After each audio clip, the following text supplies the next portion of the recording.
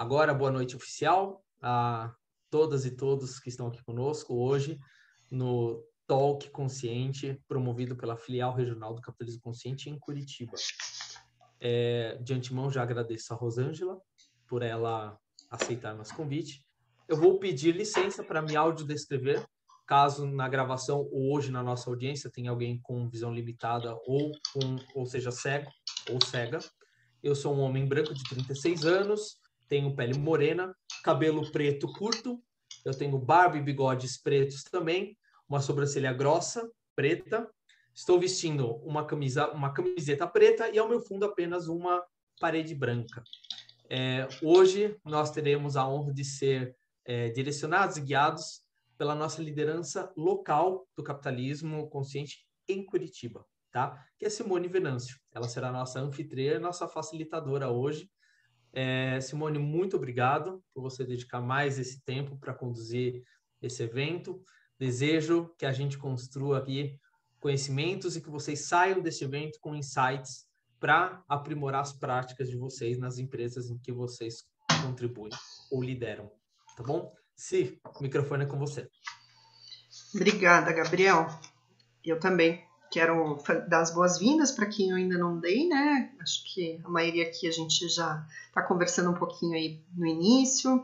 Sempre muito feliz de poder estar compartilhando aí esse tempinho que a gente passa nos talks. É sempre muito gostoso, não tem uma vez que não seja, pena que realmente passa muito rápido, então a gente tem que já de antemão, né, fazer alguns pedidos e solicitar aí alguns cuidados.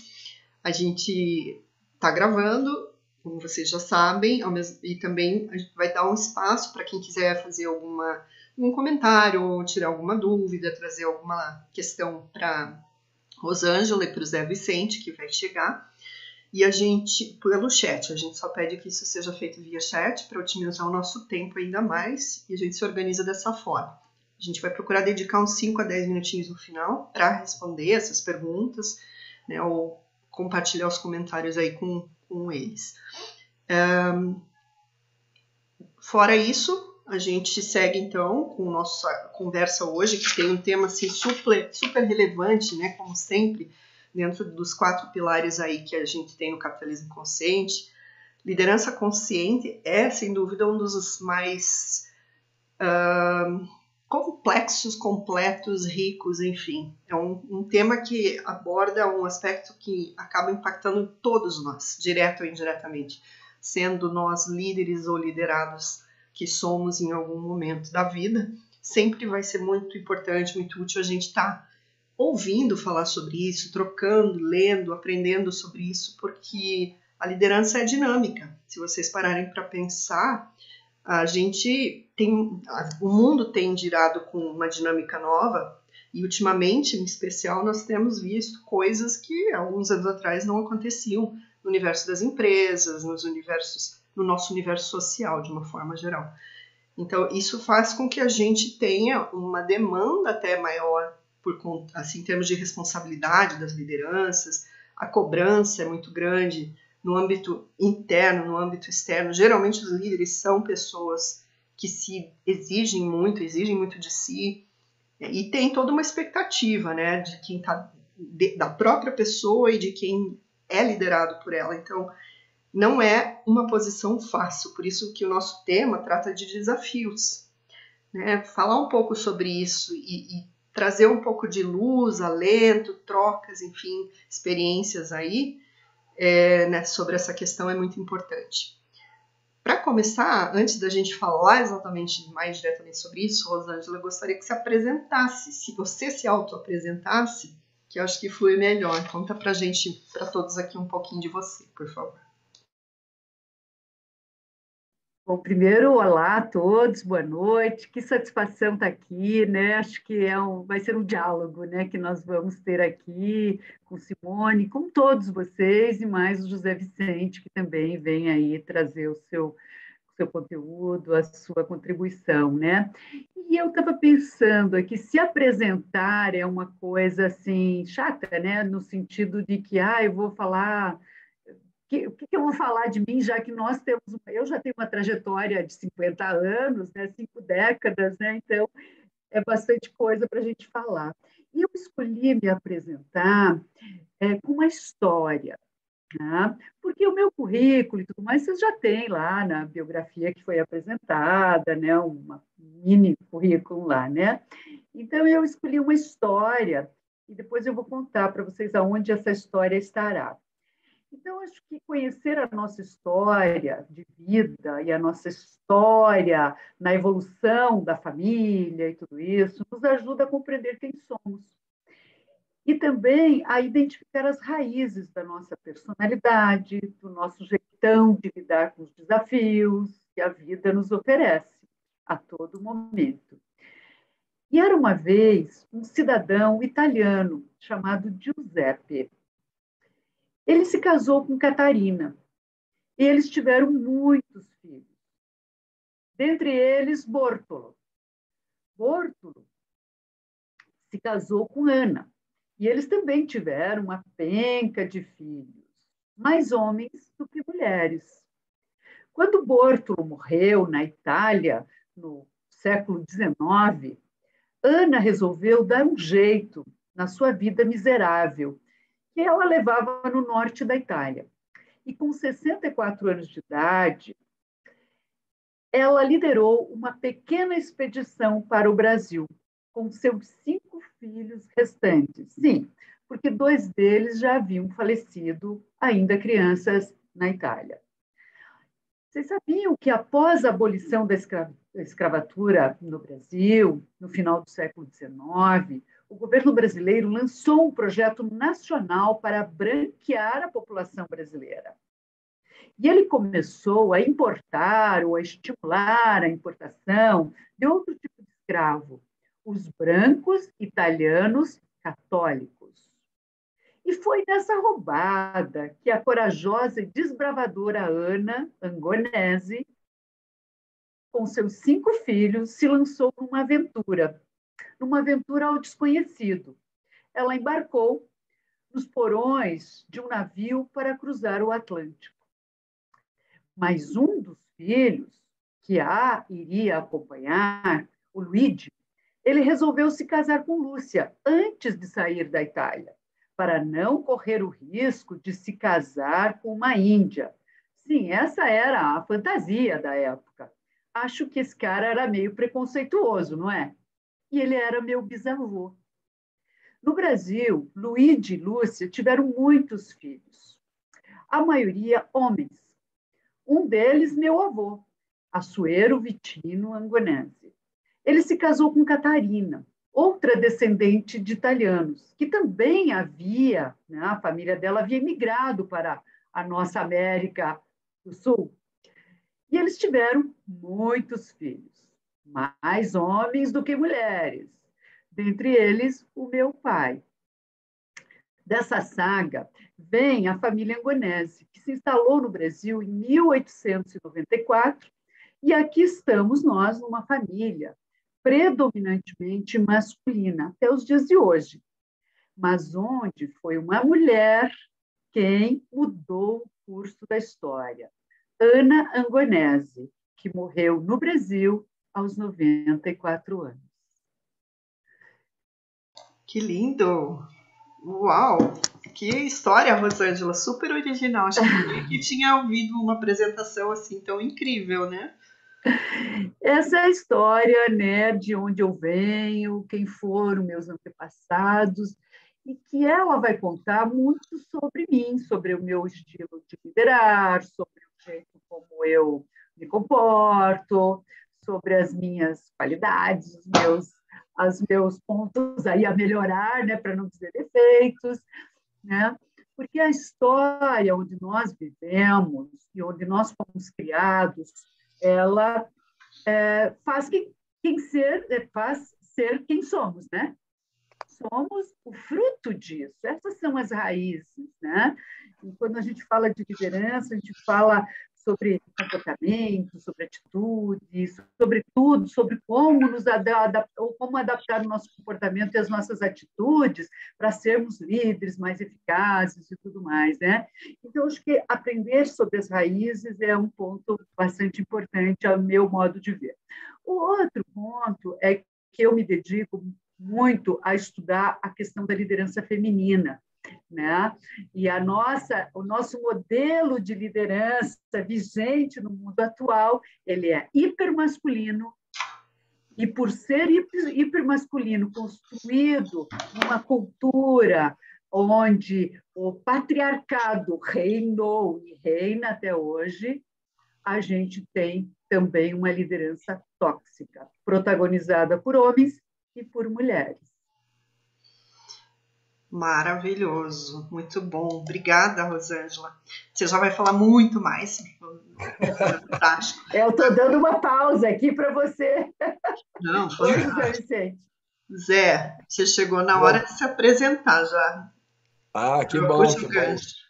Que bom. Eu fiquei no meu convite, estava 18h30, é por isso que eu não entrei antes. Mesmo assim, você entrou 10 minutos antes, então deu tudo certo. Tá. Que bom, você entrou na hora de se apresentar. Não sei eu fiquei... Quando eu vi assim, quando eu entrei na sala e vi tanta gente, eu falei, meu Deus do céu, será que eu errei tudo? Mas vamos lá, deu tudo certo. A gente pediu aí para que você se apresente, se auto-apresente, né? Resumidamente, e a gente segue com a conversa. Vamos lá. Bem-vindo. Ok. Gente, então, em primeiro lugar, boa noite para todos, né? Sempre um grande prazer estar aqui com vocês, né? Nos eventos do Capitalismo Consciente. Bom, eu sou o José Vicente. O que eu posso dizer, né? Especialmente em relação à minha trajetória? Aí eu acho que a Rosângela estava falando justamente disso, né? Que a nossa liderança tem muito a ver com a nossa trajetória, né? De uma certa forma, né? E a maneira como a gente enxerga a liderança, né?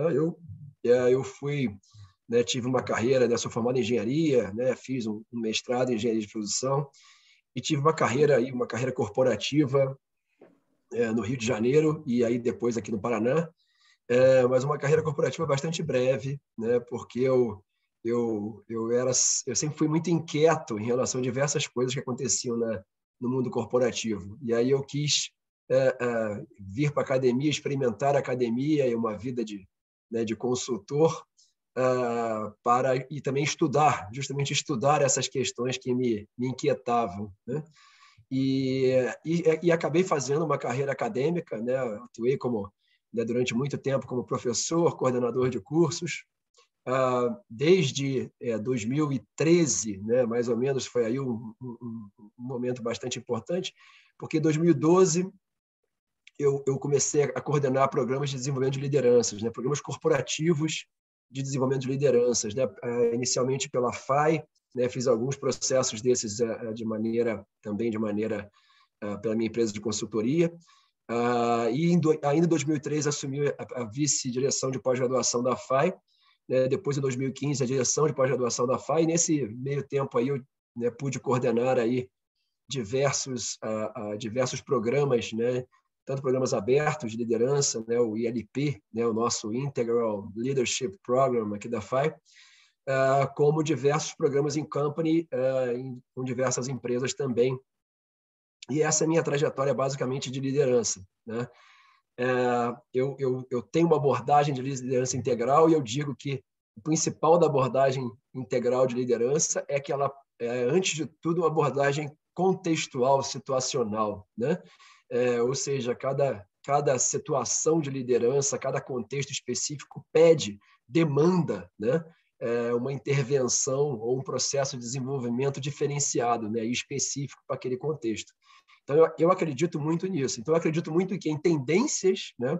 Ou seja, a Rosângela também estava falando da questão da liderança feminina, né? E mais do que nunca, né? Os líderes masculinos têm que se tornarem mais femininos, né? Mais do que nunca, porque nós vivemos em uma era em que a racionalidade moderna, né? E aí, como eu trabalho com a parte integral e com os níveis de consciência, né? A racionalidade moderna, ela baseada somente na técnica, na análise, né? Somente na otimização, ela não tem mais espaço, né? E cada vez mais, não é que ela não tem mais espaço ela tem, né? Mas ela não consegue mais resolver as situações nos mais diversos espaços, e eu diria até na maioria dos espaços que a gente encontra hoje no mundo corporativo, no mundo organizacional de maneira geral. Então, ou seja, e o que vem depois, né? A racionalidade pós-moderna, a racionalidade integral, pós-moderna, elas precisam das emoções, né? Elas precisam das emoções para decidir, para ajudar no processo de tomada de decisão, né? As emoções passam a ser um elemento fundamental no processo de tomada de decisão. E isso não tem nada, né, mais feminino, né, do que isso, né? Então, eu venho trabalhando já aí há coisa de 2 anos em programas corporativos também, com maestria emocional, né, desenvolvendo líderes nas suas características de maestria emocional, e também diversos processos de coaching com executivos também. E a maioria dos coaches acabam trazendo problemas desafios de liderança deles, né, que eles demandam melhorar determinados comportamentos, mas a base da incapacidade deles de superar o comportamento anterior e efetivamente desenvolver um comportamento mais abrangente, mais holístico, mais sistêmico, é justamente a incapacidade deles de usar as emoções para perceber as situações e crescer e tomar decisões com elas, né? Então, hoje a minha abordagem tem tudo a ver com isso. Eu espero que a gente possa ter uma conversa bem legal sobre essas questões aqui, né? Um ponto importante, só para já informar, né, a todos, né? Eu estou num momento bem importante na minha vida profissional e pessoal, um momento de transição. Eu estou deixando, né, a direção de pós-graduação da FAI amanhã, oficialmente amanhã, e embarcando numa jornada nova aí de novos desafios, né, e um foco bem maior aí novamente, né, intervenções organizacionais nas empresas. Então, estar participando desse evento hoje, para mim, tem ainda uma conotação especial nesse sentido também. Mas é isso, basicamente é isso. Que legal, obrigada também, Zé, pela apresentação. E aproveitando e puxando esse teu gancho, acho que tem um livro, né, do Capitalismo Consciente, que a gente sempre tem aí a nossa bíbliazinha, brincando assim, que me chamou a atenção numa partezinha dele que fala assim: as pessoas só conseguem promover mudanças profundas quando a decisão envolve o que elas sentem. Isso tem muito a ver com o que você acabou de falar, né? A gente nem combinou isso, né, Zé? Mas está totalmente relacionado com a questão do sentimento, das emoções, de novo, que tem um pouco dessa pegada aí que a gente vai aprofundar na fala da Rosângela também. Falando em termos de inspiração, a gente começou falando dos desafios que a gente vai discutir no decorrer da conversa, mas assim, inspiração é algo difícil, né? Também você inspirar as pessoas, baseando-se nessa questão, principalmente, de que as pessoas só conseguem promover mudanças a partir dessa relação dos sentimentos com os sentimentos próprios e dos demais. Como que vocês acreditam que as lideranças podem contribuir nesse aspecto, agir para conseguir essa inspiração, mantendo-se também motivado, mantendo-se energizado o suficiente, porque são 2 esforços, né? Não sei qual de vocês dois gostaria de começar a falar. Vamos lá, Rosângela. Fique à vontade. Primeiro, oi, Zé, tudo bem? Nossa, uma surpresa primeiro te encontrar aqui, né? Que satisfação. Segundo, saber dessa sua decisão a respeito da FAI, né? Então, desejo que a sua próxima carreira aí também seja com muito sucesso e com muito brilho aí, com todo o conteúdo. Obrigado. Vou continuar na academia como professor, mas a ideia é que possa estar, né, trabalhando bem mais próximo do mercado, né, em projetos né, mais do mundo real aí, agora, cada vez mais. Eu e o Zé nos conhecemos porque eu fui professora também em alguns módulos lá na FAI Business, né? Então a gente teve algum relacionamento lá anteriormente. Eu acho que, Simone, você falou uma coisa que, para mim, ela é fundamental, a questão das emoções, né? Eu me dediquei aí nos últimos 4, 5 anos, praticamente, estudando sobre neurociência. Até fiz uma pós-graduação lá na Faculdade de Medicina, lá da Santa Casa em São Paulo. E, enfim, é um tema que a gente vem se aprofundando bastante. E tem um autor, que é o Antônio Damasio, né, que é um neurocientista português, né, que é radicado nos Estados Unidos, ele pesquisa, o laboratório todo dele é nos Estados Unidos, e nos livros dele, né, ele fala muito sobre essa questão da emocionalidade, o quanto que os nossos comportamentos, eles são, sim, fruto da emoção. A gente acha que é o nosso pensamento, o nosso córtex pré-frontal, essa coisa toda da racionalidade que comanda as decisões, né? Não, fiz aqui uma análise, um cálculo, mas não é. A decisão, ela é sempre, sempre emocional, né? E a mudança também. A mudança, ela só acontece quando a gente tem uma intencionalidade, né, positiva para isso, e quando ela mexe com as nossas emoções, né? Acho que isso, então, é algo assim que aqui a gente não está falando de filosofia, nós estamos falando de coisas científicas no sentido de funcionamento cerebral, né? De conexões cerebrais, de conexões químicas, elétricas e hormonais e tudo isso, né? Que é o que move aí o nosso cérebro e tal, né? E aí a pergunta que você fez, Simone, que na verdade a gente pode conversar um pouquinho aqui, é sobre essa questão da inspiração, né? Porque a gente espera sempre ter um líder inspirador, né? E também ser um líder inspirador, né? Eu falo, nossa, mas esse líder é maravilhoso, ele me inspira. Eu mesma tive um líder na minha vida profissional, no Sebrae, que é onde eu trabalho atualmente, e ele foi muito inspirador, mas não porque ele me falava coisas bonitas, é porque ele me apoiava, ele acreditava em mim, ele confiava em mim, mesmo diante de coisas complexas que nós tivemos que lidar em alguns momentos. Ele confiou, eu sentia essa confiança dele comigo, e isto me dava também autoconfiança.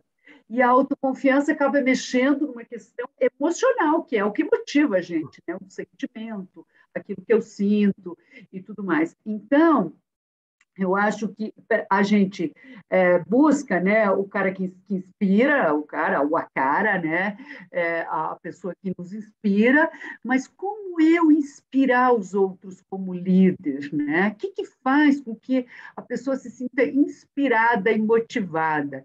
E eu acho que aqui a gente pode fazer uma reflexão em 2 pontos. Eu não sei se é uma pessoa que nos inspira necessariamente, se a gente não tem a intencionalidade, a gente não está querendo fazer aquilo, a gente não está disposto a ouvir coisas que não são tão legais e tal, né? Porque eu acho que esses 2 pontos, a meu ver, eles funcionam juntos, sabe? Essa inspiração, que é essa motivação para eu fazer, para eu me engajar, para eu participar, para eu, né, fazer melhor o meu trabalho, ela não pode vir de outra pessoa, né? Por mais que a gente saiba, puxa, eu falei aqui do meu líder, que me inspirava, porque ele acreditava em mim, ele mexia com uma emoção, um sentimento que para mim é muito importante. Puxa, que legal, você está acreditando em mim, então, puxa, que vontade que me dá de fazer mais, que vontade que me dá de agarrar novos desafios e tudo mais, né? Então, eu acho que essa inspiração é um pouco isso. Eu não acho que é falar frases bonitas, né, que muita gente faz, tem muito líder que sai com aquelas frases maravilhosas e parece que isso inspira. Não sei, sabe? Eu tenho dúvida se, de fato, isso inspira, e acho que vamos ouvir um pouco o Zé também, né, o José Vicente, para ver se a gente pensa coisas diferentes aí para poder aprendermos juntos. Legal. Essa questão que você falou assim, é essencial, né? Tem uma frase, né, que é atribuída a São Francisco de Assis, né? Como eu tenho aqui a minha vida, toda a minha vida, né, profissional, acadêmica numa instituição franciscana, né? Eu gosto muito de citar ela. Eu acho que ela diz muito sobre a questão de inspiração de líderes, né? Que é uma frase, e São Francisco disse o seguinte: olha, pregue o evangelho o tempo inteiro. Se necessário, use palavras.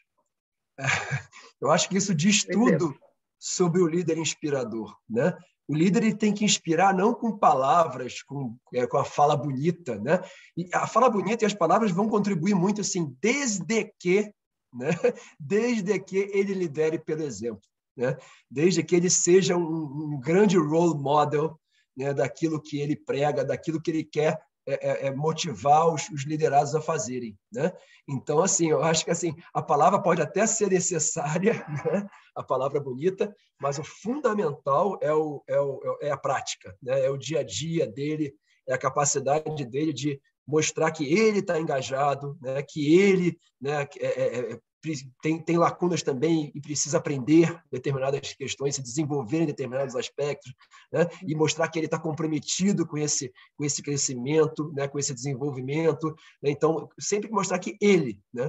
Na hora que o líder mostra que com fatos e dados reais ali, né? Com a vida transparente dele, que ele está engajado dessa maneira, eu acho que ele inspira mais do que qualquer coisa, né? Os seus liderados a terem o mesmo comportamento. Eu acredito muito nessa questão. E eu acho, né, Zé, que a questão não é só inspirar os liderados, né? Eu acho que a pessoa no papel de líder, ela também precisa estar de olho, ela precisa estar atenta a toda o círculo de stakeholders, né? Para a gente usar aqui a palavra, né? Quer dizer, né? Ele inspira, ele está ali, ele participa de uma comunidade, ele muitas vezes ele está num setor econômico, numa empresa que ela é o fio condutor ali da economia de um bairro, de uma pequena cidade. Então, ele é um inspirador também, ele é o protagonista disso, né? E eu também acredito muito que, mais do que palavras, são realmente as ações que levam ao despertar, né, de uma verdade, sabe? Né? Porque você não vai se inspirar com alguém que só fala e faz coisa diferente. Porque é visível quando isso acontece. Né? Quer dizer, a pessoa fala, não, aqui na minha empresa as pessoas são mais importantes, mas quando você vai ver as ações, tem incoerências, então isso é desestimulante. Ao ser desestimulante, não é inspirador. Né? Então, acho que a questão da inspiração, aí a gente no Sebrae, a gente faz muito evento e coisa e tal, e sempre a gente tem esse interesse, essa vontade de trazer cases inspiradores, né? Porque empresários, empreendedores, eles inspiram os jovens, empresários bem-sucedidos com uma história bonita, inspiram outros empresários, pelo quê? Pelo aquilo que eles fizeram, né? Essa é a questão, né? Então, acho que estamos muito convergentes aí, vejo que pelos comentários que o pessoal fez no chat também, aí estão dando, que é isso, eu acredito também e tal, né? Legal. É bem isso. Eu ia até interromper com esses comentários, porque o pessoal está super interagindo, gente. É bem essa questão da liderança com integridade, né? A prática, a realização. Perfeito. E assim, a gente sabe, né? Tem uma pergunta também que gira muito no mercado sobre o quanto a gente pode desenvolver características de liderança, né? Ou se os líderes nascem prontos, enfim, esse é um debate também antigo. Mas cada vez mais me veio à cabeça aqui a partir da fala da Rosângela, que trouxe esses exemplos de pessoas que, independente de serem necessariamente empresários ou não, também realizam muitas ações inspiradoras, né? Por isso que é bacana a gente trazer para essa conversa o papel que todos nós acabamos exercendo em algum momento da vida de liderança. Que, né, independente de você ter um cargo de liderança, você é um líder de si próprio, da sua vida. E isso é uma demanda aí cada vez maior nos nossos novos tempos, aí, do formato de vida que a gente está levando e tudo mais. Mas como que a gente pode desenvolver isso, no entender de vocês? A gente sabe, e até na nossa chamada da conversa, a gente fala em inteligências múltiplas, né? Ou tipos de inteligências. Mas tem tanto tipo assim? Quem responde primeiro? Agora eu vou deixar o Zé aí primeiro. Beleza, vou deixar, viu, Zé? Eu te autorizo, você olha o poder. Ó. Beleza. Assim, isso é, né? O Gartner mapeou, né? Uma dezena lá né? Mais de uma dezena de inteligências, né? Assim, e na verdade a gente consegue, quando a gente fala de múltiplas inteligências, tem algumas inteligências que podem ser, até você pode subdividi-las, né? Então você pode ir criando cada vez mais linhas de desenvolvimento. A gente chama muito isso na abordagem integral de linhas de desenvolvimento, né? E assim, em geral a gente pode fazer análises, né? Análises usando, por exemplo, simplificadas, usando, por exemplo, 3 linhas de desenvolvimento. Eu vou pegar só cognitivo, né, interpessoal e emocional, por exemplo, né? Pelo menos essas 3 eu tenho que fazer uma análise numa situação qualquer em que, por exemplo, eu tenho uma questão, né, de mudança ou de desenvolvimento de um líder, né? De uma habilidade, de uma capacidade de liderança. Então, assim, o que a gente de cara sabe, né, é que o desenvolvimento da liderança em si, por si só, né, ele é um processo adaptativo, né? Ele é um processo adaptativo. Isso significa que ele não é um processo técnico, ok? Significa que fazer aulinha, né, e aprender um monte de técnica não te transforma em nenhum líder de nada, né? Nem no papel de um líder de uma empresa ou de um departamento, ou o que é que seja, né? E nem para liderar os teus amigos ou qualquer outra coisa. Ele não vai te transformar no líder. O processo de desenvolvimento da liderança, ele é um processo de crescimento adaptativo, né? E a definição, né? Aí o Robert Kagan de Harvard, né? Ele traz a definição. O que é um processo adaptativo? É um processo que envolve pelo menos 3 linhas de desenvolvimento, ou pelo menos 3 tipos diferentes de inteligência, né? Esse é um processo adaptativo. Então, a importância, né? E como eu coloquei aqui até na minha fala inicial, né? Então, hoje a gente vê assim que o grande desafio para muitos líderes, né, que procuram coaching, procuram workshops de liderança, o grande desafio para eles, muitas vezes, é conseguir liberar essa linha de desenvolvimento emocional, né? Conseguir engajar essa linha de desenvolvimento emocional nos processos de liderança, né? Porque, cara, e aí entra o papel da liderança Shakti aí, porque o que acontece, né? Nós, homens, desde pequeno a gente é educado que, né? Menino não chora, né?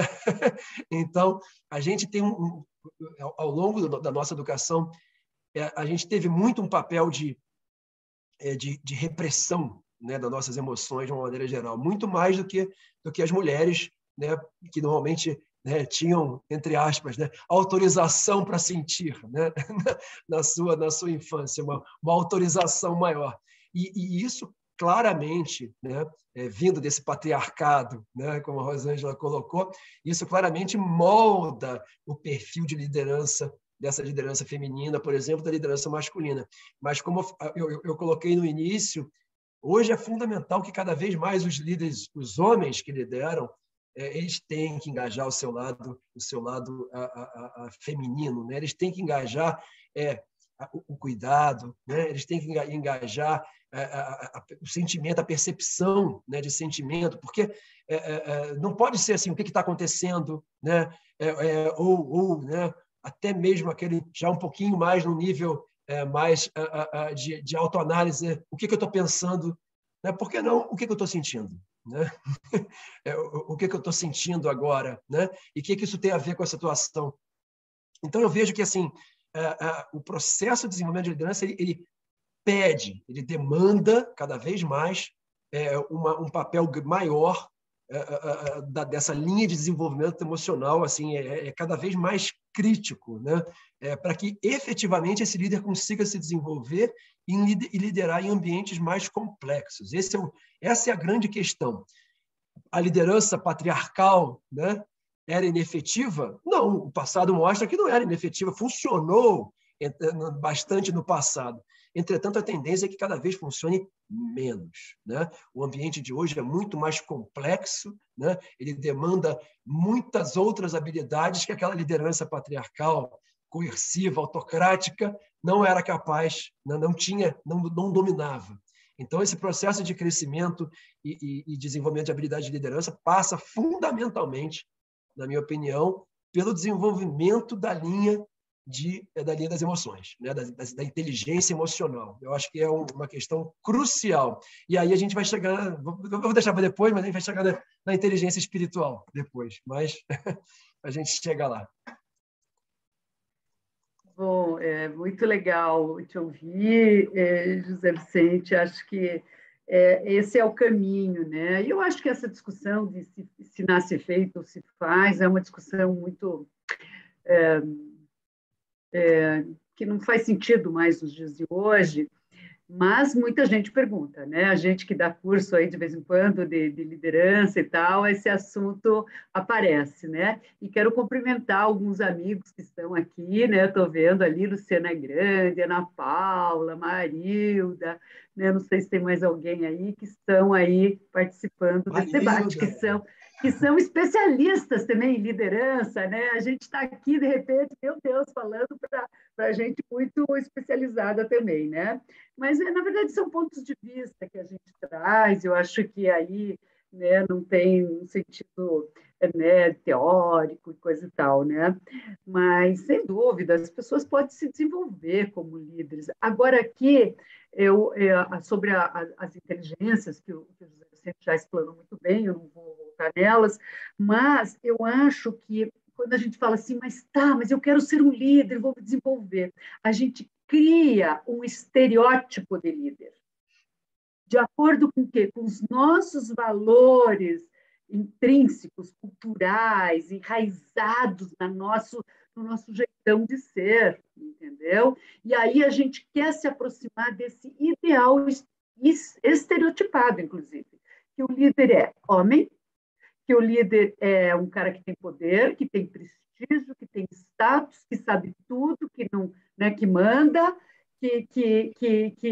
né, que ele vai se empoderar, né, do cargo e tudo mais, né? Então nós criamos um estereótipo de líder e queremos ser aquele estereótipo como líder, sejamos mulheres ou sejamos homens. Por isso que a questão, né, eu falo da alma feminina, né, porque o modelo é hipermasculino, ele é patriarcal, né? Então, assim, tem uma autora aí que eu estudei, ela fala assim, se pensa em líder, pensou em homem, né?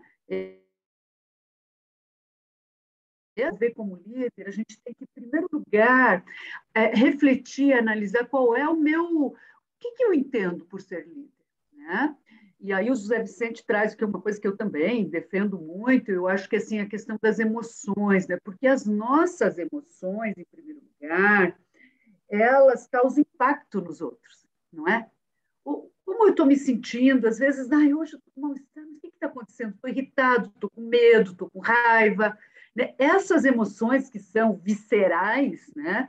Elas vão impactar num comportamento, vão resultar num comportamento que vai impactar os outros. Então, eu acho que a questão da emoção é, em primeiro lugar, você perceber o que está acontecendo contigo. Perceber você como líder, como é que você está se sentindo hoje. E olhar aí, porque às vezes você vai, como líder, descarregar uma raiva que você teve no trânsito na equipe. E, né? E a equipe não tinha nada a ver com isso. Vai dar uma resposta atravessada para alguém que te perguntou alguma coisa por uma discussão que você teve com o teu filho, com a tua mulher, com o teu marido, antes de sair de casa.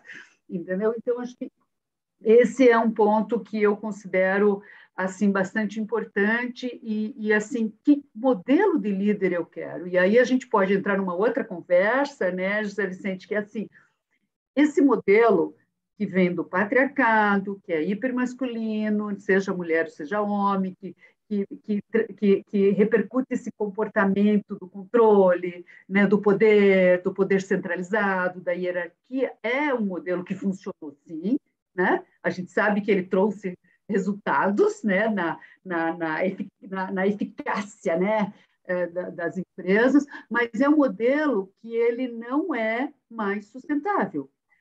Hoje mesmo estava discutindo com um neurocientista, amigo meu, e ele me dizia o seguinte, essa geração que está chegando no mercado de trabalho, ela não quer mais rigidez, ela quer flexibilidade, né? Ela não quer mais não ter poder nenhum, ela quer ter poder, responsabilidade, né? Ela não quer mais, né? Você falou da questão, né, da inteligência espiritual, né? Quer dizer, uma turma que está chegando que quer tempo livre, que não quer, às vezes não querem nem ser líderes, porque isso ocasiona uma dedicação exclusiva para o trabalho, né? Então, eu acho que esse é um outro ponto que a gente poderia também refletir aqui, discutir, né? Que modelo é esse que nós precisamos, né? Para um capitalismo consciente em todos os sentidos, né? Legal. E, ó, eu tenho uma coisa né, que você mencionou agora, né, foi o teu ponto de partida da tua colocação, e que a Miriam e mais alguém já tinha colocado aí no chat, né? Assim, eu acho que o ponto de partida para liderar tem que ser se autoliderar, né? E o ponto de partida para se autoliderar tem que ser se autoconhecer, né? Então, assim, as coisas elas vão se juntando, e daí que vem a necessidade assim premente de você explorar, né? Você ter um contato íntimo com as suas emoções, né? Mas quando a gente fala assim de ter um contato íntimo, a gente fala assim, eu tenho contato íntimo com minhas emoções, eu grito, eu explodo. Não, isso não é contato íntimo, né? Você, na verdade, né, você não é nem um pouco íntimo delas, você nem percebe elas chegando, né? Então, assim, esse é um ponto, por isso que eu considero a questão emocional muito importante para promover esse processo de crescimento. Quando em toda a minha vida, minha experiência como líder, né, eu sempre fiz experimentos da seguinte forma, né? A gente cresce, sim, como você colocou, com uma visão, né, um estereótipo de que é ser um líder efetivo. E, lógico, na minha adolescência, no início da minha vida adulta, a maioria dos líderes efetivos eram líderes que tinham características masculinas, assertivos, né, e coisa e tal. Mas em todas essas experiências de liderança que eu tive, eu sempre fiz experimentos no sentido assim, eu não penso assim, né? Se é para eu liderar, eu vou liderar em alinhamento com aquilo que eu acredito e a forma que eu penso. Vamos ver o que vai dar? Então, assim, e eu fui fazendo esse tipo de experiência, né, ao longo da minha vida, nas vezes que eu tive que assumir papéis de liderança.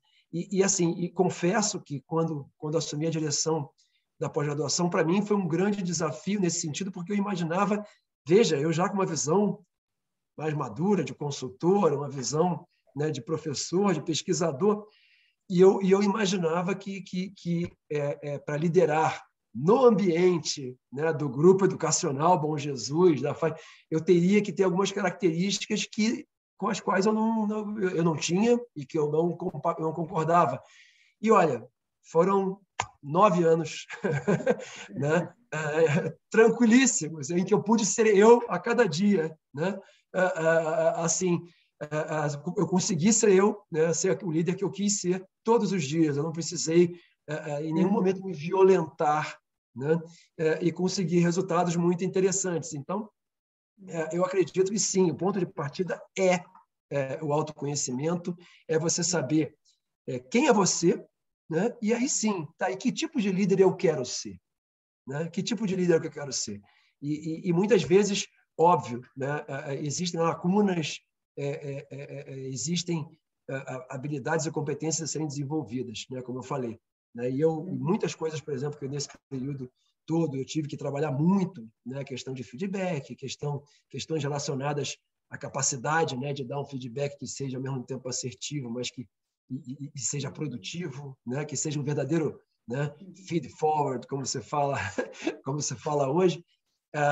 Então, assim, foram coisas que eu fui também aprendendo, né, ao longo do tempo. E veja, eu já tinha lido muito sobre isso, mas na hora de fazer é adaptativo, né?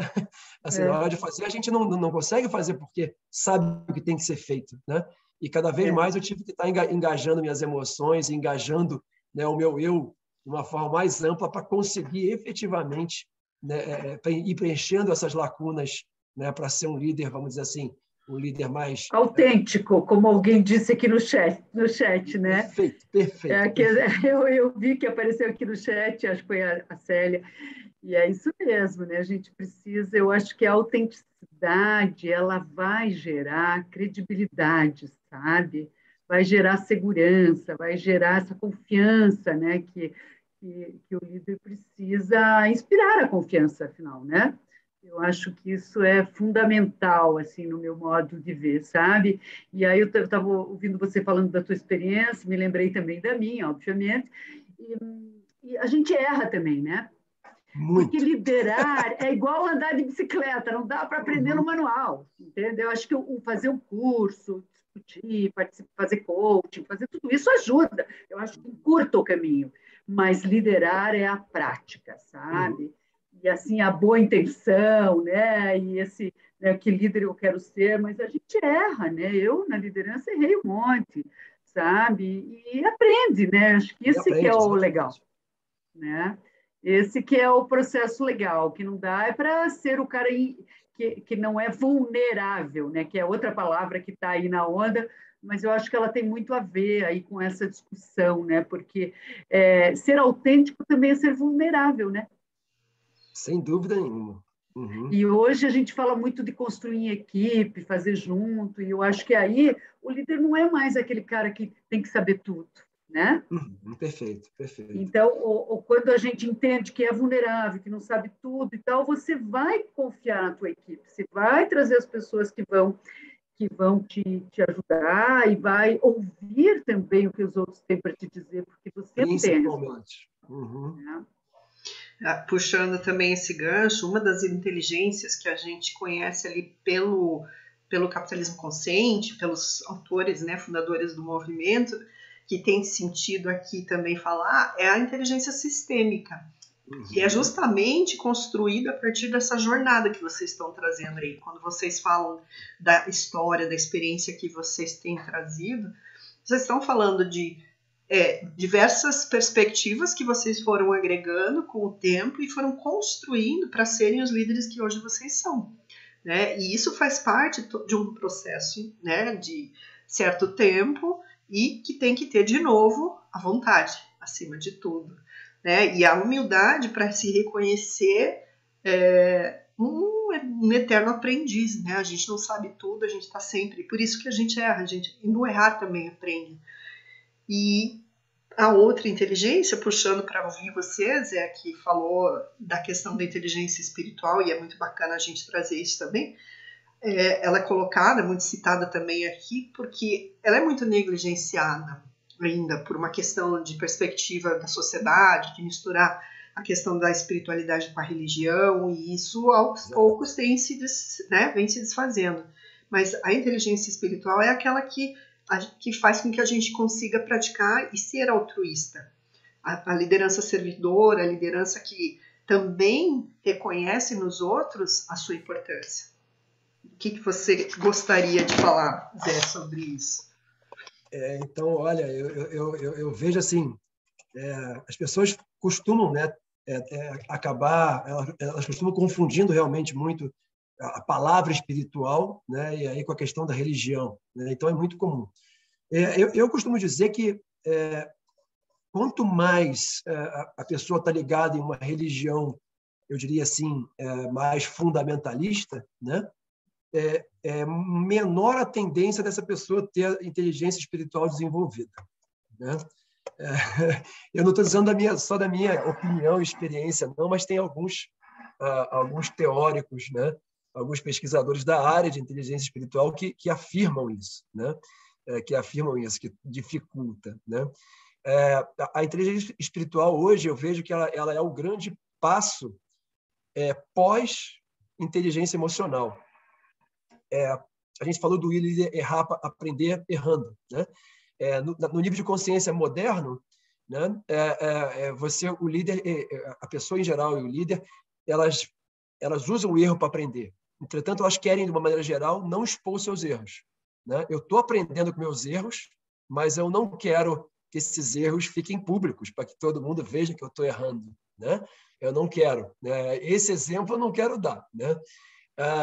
No nível seguinte, pós-moderno, em termos de complexidade, o líder, aí entra a questão da vulnerabilidade. Olha, não, né?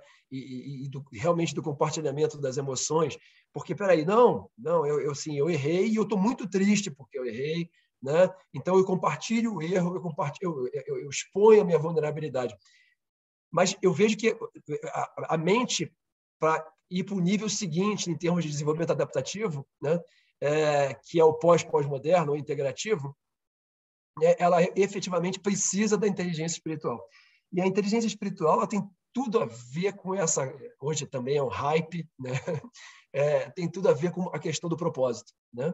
Ela é propósito na veia, tá certo?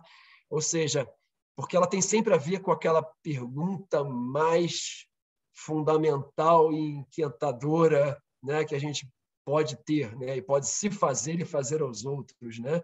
Que diabo eu estou fazendo aqui, né? Para que tudo isso, né? Para que eu vivi tudo isso até agora, né? Para onde está indo tudo isso, né? E a resposta para essa pergunta, ela vai ser alguma forma de propósito, né? Ela sempre vai fazer com que se manifeste alguma forma de propósito. E a inteligência espiritual, eu vejo ela muito se materializando na capacidade de você ter um propósito e atuar em alinhamento com ele, né? É o passo seguinte do alinhar com os valores, né? O valor já está fácil, agora eu vou alinhar com outra coisa, né? Eu vou alinhar minhas ações com o meu propósito, né? Uma coisa ainda mais complexa, né? Uma coisa ainda mais, vamos dizer assim, mais abrangente, né? E eu vejo a inteligência espiritual como esse grande poder, né, mobilizador. E é um poder que realmente mobiliza as pessoas para conseguirem realizar mudanças importantes, né, de uma maneira geral. Né? A gente, falando de neurociência, a Rosângela trouxe muitas questões aí da questão da neurociência. A neurociência mostra que a gente tem uma tendência muito grande a repetir o comportamento, né? Os comportamentos, né? Os nossos hábitos eles se arraigam, então você aciona lá os teus circuitos neuronais, né? E eles têm aquela coisa de serem default, né? Eles têm aquela característica de serem default, ou seja, a nossa tendência é que se eu estou sendo guiado pelos meus hábitos, eu acabo repetindo os mesmos comportamentos e os mesmos pensamentos, né? Então, muitas vezes, a própria tendência à vitimização, a não conseguir se resolver os problemas, ela vem daí, porque eu estou repetindo o padrão o tempo inteiro. E é uma coisa neuronal, é uma coisa eletroquímica, né? Mas, entretanto, a gente tem uma característica que nenhum outro animal tem, né? A gente tem uma característica, a nossa intenção, o nosso free will, né? A nossa capacidade de escolha, né? A gente não pode acreditar que a gente pode escolher o que nos acontece, né? Isso é tem alguns autores de autoajuda e youtubers, né, que gostam de falar muito isso, né? Você vai escolher o que vai acontecer, só vai acontecer coisa boa. Isso não existe. Agora, a gente tem capacidade, sim, de escolher como nós vamos reagir ao que nos acontece, né? E eu acho que essa é a liberdade suprema, esse é o free will, né, máximo que a gente tem. E aí, quando a gente coloca um propósito na frente, né, quando a gente se guia por esse propósito, a gente deixa de ser a nossa história. Nossa história serviu para um monte de coisa, para aprendizado, né, para a gente conseguir ser o que a gente conseguiu ser até aqui, mas a gente tem que ser aquilo que a gente quer se transformar, né? Isso assim, né? Citando, né, o Jung aí, né? Temos de ser aquilo que a gente quer nos transformar, né? E essa é a ideia do propósito. Esse é o grande. E aí eu mudo os meus circuitos neuronais, né? Eu coloco disciplina, eu coloco accountability, né? Eu mudo meus circuitos neuronais para fazer aquilo que eu realmente me proponho, né? E aí eu não me vitimizo, né? Eu consigo trilhar um caminho, né, específico e diferente, né, que vai me levar para frente. Para isso, aí entra a inteligência espiritual, nesse estágio seguinte, né? Eu preciso efetivamente de inteligência espiritual. Eu acho que é fundamental. Maravilha. Rosângela quer complementar, a gente está indo para os minutinhos finais, mas se você quiser complementar. Enfim, é tanta coisa que a gente poderia refletir, discutir, né? É incrível. Mas realmente, eu acho que a questão da inteligência espiritual, independente de crença religiosa, né? É um nível muito mais avançado, né? Da nossa autoconsciência, né? E eu acho que é um grande desafio, né? É um grande desafio, né? Porque eu acho que tem a ver com propósito, tem a ver com os valores que eu defendo e pratico, né? E quantas vezes na vida a gente escorrega por questões de ordem pragmática, né? Não, isso para mim não é um valor, mas afinal tem que fazer, né? E a liderança, sobretudo, que ela toma decisões todo dia. Então, quantas vezes a gente tem que virar a página de um valor, de uma crença, de algo que é por conta de um resultado, né? Então, acho que é um pouco isso que a gente quer, né, dessa liderança também, né, que seja coerente com os valores dela, da organização, que conduzam a um propósito maior, né? E para mim o propósito maior não é o resultado numérico da organização, né? Mas é o propósito maior pessoal, o que eu quero para mim como ser humano nessa vida, né? E o que eu quero deixar, né? Por meio do trabalho que eu faço na liderança, por meio do trabalho que eu faço como empreendedor, como professor, né? O que eu quero deixar como legado, né? Eu acho que assim, eu outro dia escrevi uma coisa aqui que é assim a liderança além do poder e do prestígio, né? É isso, né? É o propósito, o que eu quero deixar, o que eu quero também influenciar no mundo, influenciar outras pessoas. Por isso que eu acho esse movimento do capitalismo consciente uma coisa assim. Nossa, quando a Simone me abordou e a gente conversou e eu procurei daí me inteirar um pouco mais, achei fantástico. Acho que isso tem tudo a ver. Isso não é em detrimento de um resultado econômico, porque a gente quer dinheiro, a gente precisa de dinheiro, a gente gosta de coisa, eu gosto de coisa boa e tal, né? Mas com que consciência que eu também lido com o meu desejo econômico em relação a outros valores que são importantes. Eu acho que é isso que nós precisamos disseminar enquanto educadores de líderes que somos aqui, né? A maioria das pessoas que está aqui, né? Então, conduzir isso, né, no cuidado com as pessoas, com a humanidade, com paixão, né, no sentido do cuidado. E aí que vem, né, um tema que a gente tangenciou aqui, que para mim é algo muito relevante, que é essa questão de colocar essa alma feminina, né, que tem a ver com o cuidado, que tem a ver com a proteção, que tem a ver com a escuta, né, que tem a ver com a empatia, né, não em detrimento do resultado, mas com o resultado, sabe? Porque sinceramente, eu não acredito que as pessoas, a menos que ela tenha um problema de ordem psíquica ou qualquer coisa parecida, a pessoa ela quer trabalhar para o mal, né? A pessoa quer trabalhar para o bem.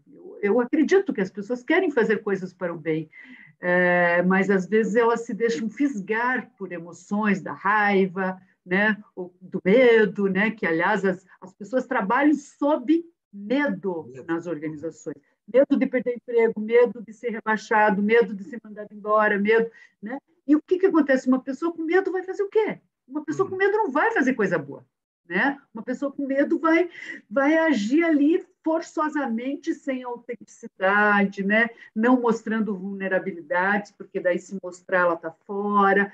Então, eu acho que nós aqui, como educadores de líderes que somos aqui, né, Simone, acho que a gente tem que disseminar esse tipo de pensamento, o pensamento que a própria instituição, o Instituto, defende também, né? Então, é isso aí. Maravilha, muitíssimo obrigada. Nossa, acho que essa fala final e algumas contribuições que vocês, participantes, né, foram trazendo aí no chat para a gente, foram muito bacanas também, muitos comentários legais, muitas contribuições mesmo, e é isso que a Rosângela trouxe, né, da importância da gente também se mobilizar, fazer parte de algo além daquilo que às vezes é só o nosso ganha-pão. Muitas vezes, hoje a gente ainda tem essa realidade, na grande maioria dos casos, as pessoas elas estão trabalhando para correr atrás, né, dos seus recursos e muitas vezes não conseguem nem parar para pensar num âmbito maior, né, da vida. Então, de repente, essa participação, esse engajamento com movimentos como o capitalismo consciente já começam a engajar e gerar essa mudança no seu entorno, no seu pequeno mundo ali, até que a gente atinge essa massa crítica necessária, super importante para a gente ver essa mudança que a gente quer no mundo. Mas começa por nós, por cada um de nós, né? É muito bom, gente, estar aqui. É pena que nosso tempo está se esgotando, já passou um pouquinho, mas a gente sempre reforça o convite para que todo mundo faça parte do movimento. Eu pus ali no chat o link para o site do Instituto Capitalismo Consciente Brasil. Nós aqui em Curitiba, a gente tem a filial também com algumas atividades mais locais e sempre convida para que as pessoas façam parte, se aproximem. Nós temos uma comunidade e todos serão sempre muito bem-vindos, né? Mais uma vez também quero agradecer tanto a Rosângela, né, que nos deu a honra da presença e a fala sempre muito incrível. Ela, para quem não sabe, ela não falou, mas ela está liderando nacionalmente, né, o polo de liderança do Sebrae, então tem muita bagagem nessa questão da liderança, e o Zé também é autor, entre outras descrições ali que ele fez da biografia dele, de um livro chamado Liderança Integral, né? Então são experts, mas pessoas que estão aí dedicadas a compartilhar com o mundo esse conhecimento, e a gente segue aí, agradecendo então, segue abertos aí para contatos também, né, pelo nosso Instagram, da filial de Curitiba.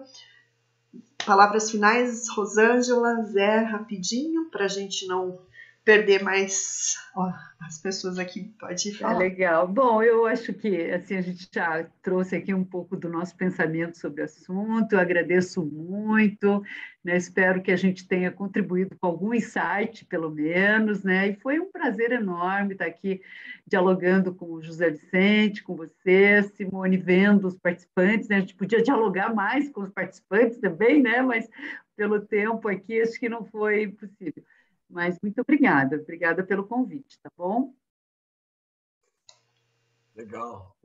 Então, gente, obrigado aí por estarem, na verdade, fazendo super reflexões também aí no chat aqui, embora a gente sabe que, né, se deixar todo mundo falar, aí o tempo vai explodir de vez mesmo, né? A gente sabe disso, mas queria agradecer, então, a participação da Rosângela. Acho que foi um super, né, bate-bola, né, muito legal. Eu acho que a gente já conseguiu abordar diversos assuntos aí importantes, né? Mais uma vez, agradecer também o convite, né, da Simone, né, e também a mediação, né, as provocações aí com as questões.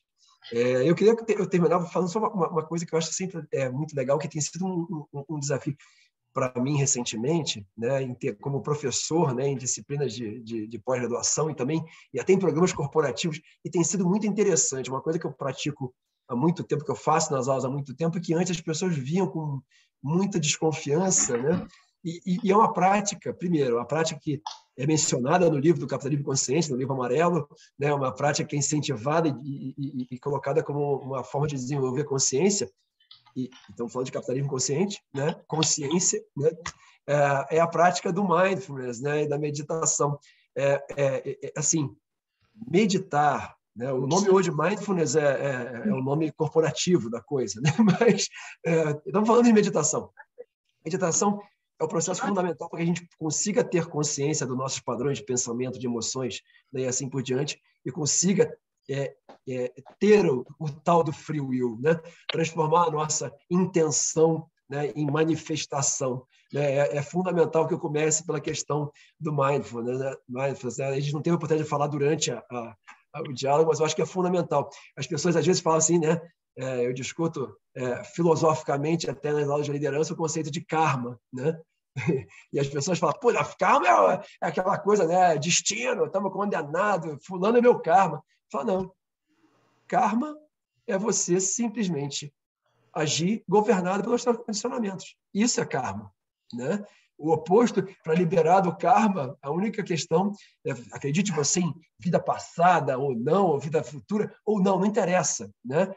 A gente tende a repetir padrões, né? Os nossos condicionamentos. E o que pode nos libertar dessa repetição é a consciência. Né? Daí, assim, o nome capitalismo consciente, para mim, ele é fundamental como um divisor de águas. Né? É o capitalismo da consciência, é o capitalismo da vitória sobre o karma. Né? Essa que é a ideia por trás do nome. Legal. Nossa, tá emocionante, gente. Bom, para não abusar dos nossos convidados, mas é só para a gente quebrar um pouquinho o protocolo, que também é bom, uma palavrinha para cada um dizer como é que tá saindo. Legal. Podem abrir os microfones. Em uma palavra, como vocês saem? Inspirado. Legal, Júlio. Gratidão a todos. Lifelong learning. Sempre bom escutar coisas boas, ainda mais ganhei a noite. Muito bom ver vocês, muito bom ver que a gente pode ter um mundo melhor. Show, Carlos. Obrigada.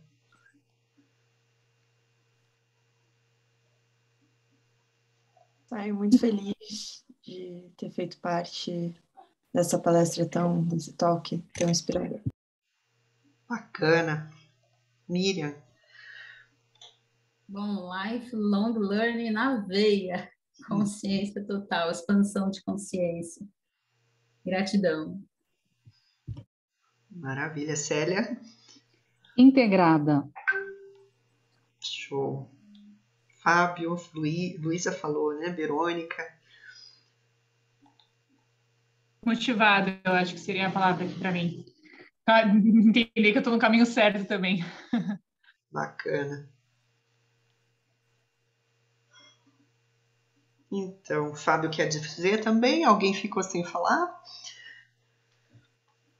Bom, eu saio daqui questionador. Queria ter questionado um monte de coisa aí, mas aí precisaria de mais algumas horas. Não, fique. Não seja por isso. A gente marca uma sequência de um talk nosso, sem problemas, pessoal. A gente acompanha, a gente sigam ali no Instagram que a gente tenta programar, se o Rosângela, o Zé, ou os dois, um deles puder estar com a gente, nós vamos seguir conversando. Super boa noite, pessoal. Muitíssimo obrigada mais uma vez, tá? Fiquem bem e até uma próxima. Obrigada. Boa noite, gente.